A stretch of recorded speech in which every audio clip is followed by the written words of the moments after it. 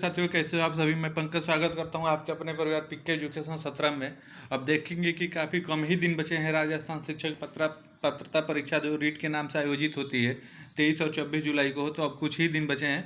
तो इन अंतिम दिनों में आप देखेंगे प्रीवियस ईयर के प्रश्न काफ़ी मायने रखते हैं। तो आइए आज हम जानेंगे जो 2011 में आयोजित हुआ था, रीट का आयोजन हुआ था राजस्थान शिक्षक पात्रता परीक्षा का, जो 1 से 5वीं के लिए हुआ था, लेवल 1 के लिए। तो जानेंगे कि 2011 में सीडीपी यानी बाल विकास एवं शिक्षण विधियों के प्रश्न 30 प्रश्न कैसे पूछे गए थे। तो उन प्रश्नों को हम वन लाइनर के रूप में जानेंगे, प्रश्न और देखेंगे और उसका आंसर देखेंगे वन लाइनर के रूप में, क्योंकि उसमें आसानी रहेगी आपको भी ध्यान में रखने के लिए। तो आइए देखते हैं 2011 में किस प्रकार के प्रश्न आए थे कुछ समय में। तो इसमें देखेंगे आपका पहला प्रश्न पूछा था, खिलौने की आयु किसे कहा जाता है। जो खिलौने की आयु है वो आप किसे कहा जाता है, तो आपकी पूर्व बाल्यावस्था को कहा जाता है। आप इस बात को ध्यान में रखेंगे, क्योंकि आपको ये तो पता ही होगा कि 2 से 5 वर्ष की आयु को ही खिलौने का आयु कहा जाता है। जन्म से 5 तक की आयु शैशवावस्था के नाम से जानी जाती है। तो इस आयु में बालक वस्तुओं तथा खिलौनों के संग्रह की प्रवृत्ति पाई जाती है, इसलिए इसे पूर्व बाल्यावस्था कहा जाता है। आप इस बात को ध्यान में रखेंगे। वही नेक्स्ट प्रश्न की बात करें तो निम्न में से कौन सी पूर्व बाल्यावस्था की विशेषता नहीं है। अब ये ऑप्शन डिपेंडेबल प्रश्न है, ऑप्शन आप देख लेंगे उसके हिसाब से मारेंगे। तो ये समूह में रहने की जो अवस्था है ये बाल्यावस्था की विशेषता नहीं है। आप इस बात को ध्यान में रखते हुए चलेंगे। वही आगे अगले प्रश्न की बात करें तो अगले प्रश्न में देखेंगे आपका दिया है, तीसरे प्रश्न की बात करें तो उत्तर बाल्यावस्था में बालक भौतिक वस्तुओं के किस आवश्यक तत्वों में परिवर्तन समझने लगता है। तो आपके द्रव्यमान संख्या व क्षेत्र में समझने लगता है। आप इस बात को ध्यान में रखेंगे। वही चौथे प्रश्न की बात की जाए तो चौथे प्रश्न में देखेंगे पूछेगा विकास का अर्थ क्या है। विकास का आपका अर्थ बताना है। तो वो अभिप्रेरणा एवं अनुभव के फलस्वरूप होने वाले परिवर्तन को ही उत्तरोत्तर श्रृंखला में जो होता है उसे ही विकास का अर्थ कहा जाता है। आप इस बात को ध्यान में रखते हुए चलेंगे। वही नेक्स्ट प्रश्न की बात करें तो विकास के संदर्भ में निम्न में से कौन सा कथन असत्य नहीं है। ये भी ऑप्शन डिपेंडेबल प्रश्न है, आप ऑप्शन देख लेंगे उसके हिसाब से मारेंगे। तो उसमें आपके ऑप्शन थे विकास उकसाने बढ़ावा देने से नहीं होता है, ये ऑप्शन के हिसाब से ये इसमें सही था। तो आप इस बात को भी ध्यान में रखेंगे। वही अगले प्रश्न की बात करें तो निम्न में से कौन सा विकासात्मक कार्य एवं उत्तर बाल्यावस्था के लिए प्रयुक्त नहीं है। ये भी उसी प्रकार का प्रश्न है, ऑप्शन के हिसाब से ये इस प्रकार के प्रश्न किए जाते हैं। तो इसमें होगा पुरुषोचित या स्त्रियोचित सामाजिक भूमिकाओं को प्राप्त करना।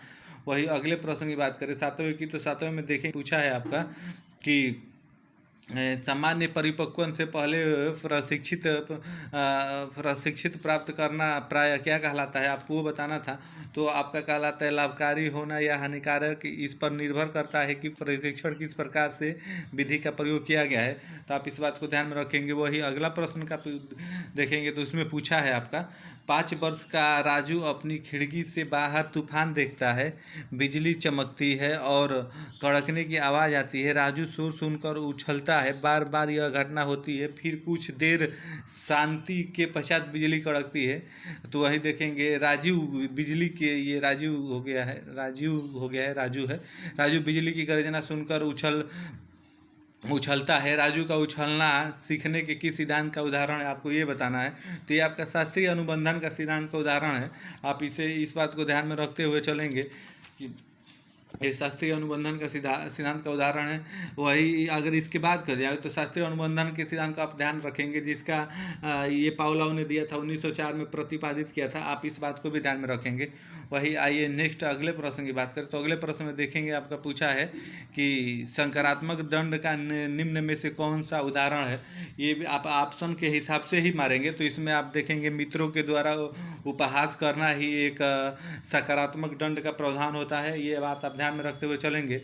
वही नेक्स्ट प्रश्न की बात करें तो निम्न में से कौन सा कथन अभिप्रेरणा एवं प्रक्रिया के संदर्भ में उपयुक्त नहीं है, आपको ये बताना है। तो यह व्यक्ति को अप्रिय स्थिति से दूर रखता है, ये ऑप्शन के हिसाब से ये आंसर होगा। तो आप इस बात को ध्यान में रखेंगे। किसी उद्दीपन के निरंतर दिए जाने से व्यवहार में होने वाले अस्थायी परिवर्तन को क्या कहलाता है, तो वह अभ्यस्तता कहलाता है। आप ये भी ध्यान में रखेंगे। वही नेक्स्ट प्रश्न की बात करें तो विद्यार्थियों के अभिवृद्धियों में परिवर्तन के लिए निम्न में से किस विधि का प्रयोग अध्यापक द्वारा करना नहीं चाहिए। ऑप्शन डिपेंडेबल प्रश्न है, ऑप्शन के हिसाब से ही जाएंगे इसमें। तो इसमें आपका होगा दबाव से किसी बात या विचार के लिए राजी कराना, ये ऑप्शन के हिसाब से ये सही होगा। जो वही अगले प्रश्न की बात करें तो उपलब्धि अभिप्रेरणा के संबंध में निम्न में से कौन सा कथन सही है। ऑप्शन के हिसाब से भी ये भी प्रश्न है, तो इसमें आपका उपलब्धि अभिप्रेरणा जीवित रहने के लिए आवश्यक है। आप इस प्रकार से देख लेंगे, कुछ प्रश्न ऑप्शन डिपेंडेबल आते हैं, ऑप्शन के हिसाब से ही हो पाएंगे।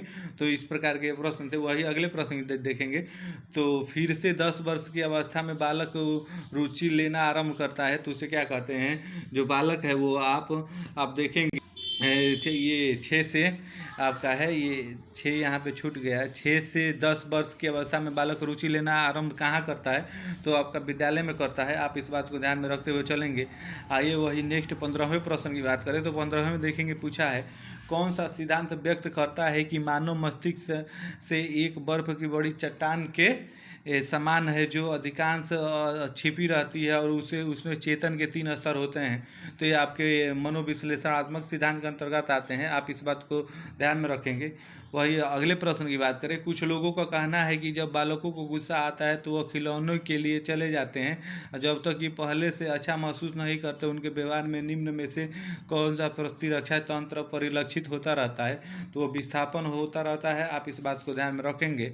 वहीं 17वें प्रश्न की बात करें तो 17वें में देखेंगे कि आपका पूछा है समायोजन से तात्पर्य स्वयं का विभिन्न परिस्थितियों में अनुकूलन करना है ताकि संतुष्टि किया जा सके, वो आवश्यकताओं को संतुष्ट किया जा सके। आप इस बात को ध्यान में रखेंगे। वही आइए अगले प्रश्न की बात करें तो निम्न में से कौन सा व्यवहार भावनात्मक बाधा को प्रदर्शित नहीं करता है। ऑप्शन के हिसाब से जाएंगे तो इसमें आपका स्वालीनता होगा। आप इस बात को ध्यान में रखेंगे। आइए वही 19 प्रश्न की बात करें तो 19 में देखेंगे आपका पूछा है निःशक्त बालकों की शिक्षा के लिए प्रावधान किया जा सकता है, वो समावेशी शिक्षा का किया जा सकता है। आप इस बात को ध्यान में रखेंगे। आइए वही 20वें प्रश्न की बात करें तो 20वें प्रश्न में देखेंगे आपका पूछा है कि निम्न में से कौन सी मानसिक मंदता की विशेषता नहीं है। ऑप्शन डिपेंडेबल प्रश्न है तो इसमें होगा आपका अंतर्वैयक्तिक संबंधों का कमजोर होना। आप इस बात को ध्यान में रखेंगे। विद्यालयों के अच्छे मानसिक स्वास्थ्य को बनाए रखने के लिए निम्न में से कौन सा तरीका अधिक महत्वपूर्ण है, तो वो है अध्यापक की भूमिका एवं विद्यालय का वातावरण। ये काफ़ी मायने रखता है। आप देखेंगे कि क्योंकि विद्यार्थी के अच्छे मानसिक स्वास्थ्य को बनाए रखने के लिए अध्यापक को उचित भूमिका होना तथा विद्यालय के वातावरण की स्थिति का महत्वपूर्ण योगदान होता है। आप ये ध्यान में रखते हुए चलेंगे। वही अगले प्रश्न की बात करें तो देखेंगे कमजोर वर्ग के बालक से तात्पर्य क्या है, तो ऐसे अभिभावकों के बालक जो वंचित वर्ग से आते हैं, यही है। आप इस बात को ध्यान में रखते हुए चलेंगे।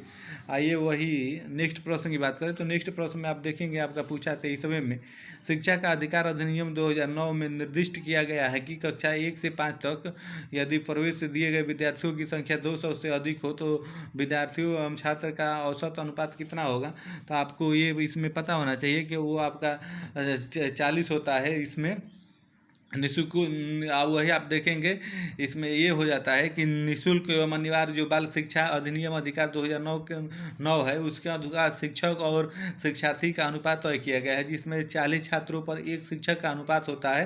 अर्थात कहने का मतलब ये है 40 आपके शिक्षक 40 छात्र रहेंगे तो एक शिक्षक रहेंगे। तो और अतः अगर 200 से अधिक छात्र वाली कक्षा में लगभग 4 वर्ग विभाजित किए जाते हैं और वही एक संबंधी वहाँ पे 50 का अनुपात रखा जाएगा और 200 से अधिक संख्या वाले विद्यालयों में शिक्षक शिक्षार्थी का अनुपात आप देखेंगे 1:40 होगा। आप इस बात को ध्यान में रखेंगे। वही अगले प्रश्न की बात करें तो अगले में देखेंगे क्रियात्मक अनुसंधान के संबंध में निम्न में से कौन सा कथन सही नहीं है। ऑप्शन के हिसाब से जाएंगे तो ऑप्शन इसमें देखेंगे व्यापक स्तर पर निर्णय लेने के लिए सूचना का संकलन कार्य इनमें से किया जाता है। आप इस बात को ध्यान में रखेंगे। वही आगे देखेंगे निम्न में से कौन सा कथन शिक्षण के बारे में सही नहीं है। ये भी ऑप्शन डिपेंडेबल है तो इसमें आपका होगा शिक्षण अन्वेषण है। इस बात को आप ध्यान में रखेंगे। आइए वही 26वें प्रश्न की बात करें तो 26वें प्रश्न में आप देखेंगे आपका पूछा था राष्ट्रीय पाठ्यचर्या रूपरेखा 2005 में गुणवत्ता आयाम शीर्ष के अंतर्गत अधिक महत्व दिया गया है। किसका दिया गया है, तो बालकों के लिए संरचित अनुभव एवं पाठ्यक्रम में सुधार को दिया गया है। आप इस बात को ध्यान में रखेंगे। राष्ट्रीय पाठ्यचर्या रूपरेखा 2005 में निम्न परीक्षा संबंधी सुधारों को सुझाया गया है। तो कक्षा 10 की परीक्षा ऐच्छिक है होनी चाहिए, इस बात को सुझाया गया। आप ये ध्यान में रखते हुए चलेंगे। वही आगे देखेंगे दबाव को कम करने के लिए परीक्षाओं में सफलता के लिए आवश्यक क्या है। जो दबाव होता है उसको कम करने के लिए आपको परीक्षाओं में क्या आवश्यक है आपको ये बताना है। तो इसमें आप देखेंगे कम अवधि की परीक्षा में अंतरण करना, कम अवधि के परीक्षाएँ कराना, ये आपका काफ़ी कारगर साबित होगा। तो यही उपयोगी है, आप इस बात को ध्यान में रखेंगे। वही आइए 29वें प्रश्न की बात करें तो 29वें में देखेंगे आपका पूछा है मूल्यांकन का उद्देश्य क्या है। मूल्यांकन का क्या उद्देश्य होता है आपको ये बताना है। तो आप देखेंगे ये होता है उत्पादन जीवन जीने के लिए शिक्षा की सीमा तक तैयार कर पाई है और पुष्ट पोषण प्रदान करना, यही मूल्यांकन का आपका उदाहरण होता है। आप इस बात को ध्यान में रखेंगे क्योंकि आप देखेंगे कि मूल्यांकन छात्रों के ज्ञानात्मक, भावनात्मक तथा मनोवैज्ञानिक क्षेत्र को परखने हेतु निरंतर चलने वाली प्रक्रिया है। वही मूल्यांकन का क्षेत्र परीक्षा से अधिक विस्तृत है, आप इस बात को ध्यान में रखेंगे। वही आइए अगले प्रश्न की बात करें तो अगले और अंतिम प्रश्न की बात करें जो 2011 में आए थे रीट राजस्थान शिक्षक पात्रता परीक्षा में, ऑनलाइनर के रूप में हमने बताया क्योंकि आपको ध्यान में रखने में काफ़ी आसानी होगी। तो इसी प्रकार के प्रश्न आप देखेंगे 2011 है, तो ये प्रश्न आपके लिए काफ़ी महत्वपूर्ण होंगे। तो आइए अंतिम प्रश्न को देख लेते हैं। प्राथमिक विद्यालय में बालकों के लिए निम्न में से किसे बेहतर मानते हैं। जो प्राथमिक विद्यालय में बालक होते हैं, आप ऑप्शन के हिसाब से जाएंगे तो उसमें पूछा है कि किसे बेहतर माना जाता है। तो स्वयं के द्वारा किया गया अनुभव बालकों के लिए काफ़ी फायदेमंद होता है क्योंकि देखेंगे आप प्राथमिक विद्यालय में बालकों के अमूर्त बुद्धि का विकास करना होता है तथा बालक मूर्त रूप से देखकर गतिविधियों में स्वयं भाग लेकर बालक ज़्यादा सीख पाता है, तो इसलिए ये महत्वपूर्ण हो जाता है। तो ये थे 2011 में आए हुए ये जो 1 से 5वीं लेवल के लिए यानी लेवल 1 के लिए पेपर होता है, उसमें CDP के प्रश्न, बाल विकास एवं शिक्षण विधियों के प्रश्न, इसी प्रकार के प्रश्न पूछे जाएंगे। तो आपके लिए काफ़ी महत्वपूर्ण वीडियो थी। अगर आप बिना वीडियो को स्किप किए हुए 5 से 7 मिनट की वीडियो है जिसमें मैंने 30 प्रश्न को बताया है, तो इसको आप देख लेते हैं तो आपके लिए काफ़ी फायदेमंद होगा। तो उम्मीद है आपको वीडियो पसंद आई होगी, और वीडियो पसंद आई हो तो प्लीज़ हमारे चैनल को सब्सक्राइब करिएगा और वीडियो को लाइक करिएगा। आप सभी को धन्यवाद। जय हिंद।